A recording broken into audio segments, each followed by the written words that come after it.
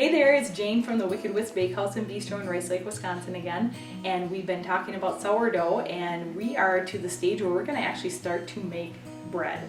So we've been working on getting our sourdough starter going, we've been feeding our starter, and now it's starting to get that kind of pungent, stinky smell. Yep, I'm not really going to smell it because I can't stand the smell of it. But it's amazing how stinky it is and how good it tastes in the end. So what we're going to do now is we're going to go ahead and actually start the dough. That is a 2-day process to actually make your loaf of bread. So what I've done is I have my ripe starter, and when we say ripe, we do mean that for a good reason. I'm going to take 1 cup of the ripe starter and I'm just going to put it into the mixing bowl. I like to use a stand mixer. I'm going to use the dough hook on it just to help me combine it together a little bit easier. To our 1 cup of starter, we're going to add 1.5 cups of lukewarm water.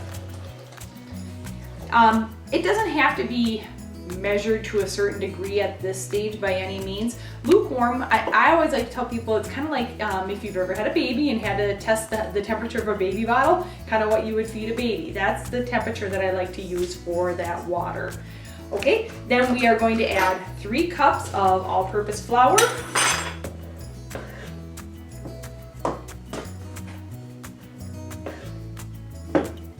Oh, that one was a little generous. And then we're going to put it onto our stand mixer and just let it combine. So right now, this part of your bread, it's going to be pretty liquidy. I mean, and if you didn't want to use your stand mixer, you could do this pretty easily by hand because it's not going to be super stiff. It's going to appear to you as if like, oh my gosh, how is this ever going to make bread? Because it is a little bit more liquidy than you would imagine it's going to be. But what we're going to do with this is combine it. We're going to cover it with plastic and we're going to let it sit out on the counter for 1 hour. After an hour, we're going to put it in the refrigerator overnight, and that's going to really help develop that real tangy flavor that you're looking for in sourdough. If you don't want it to have quite that tangy flavor, you can just simply cover it with plastic and leave it out overnight on your counter and it will have a little bit less. There's some real scientific reasons behind that. I've read them. I understand them when I'm reading them, but for me to explain it back to you probably is not going to happen. So, but you know, there's a lot of science in bread, and that's kind of the cool part about it. But this is the start of your bread.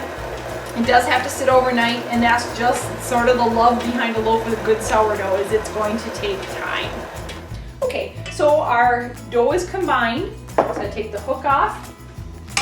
And I'm just going to tip it here so you can see. There's still a little bit of flour on the edges. I'm just going to stir it to combine it. But you can see, I mean, this is not thick, like kneading type of dough that you would normally be looking for.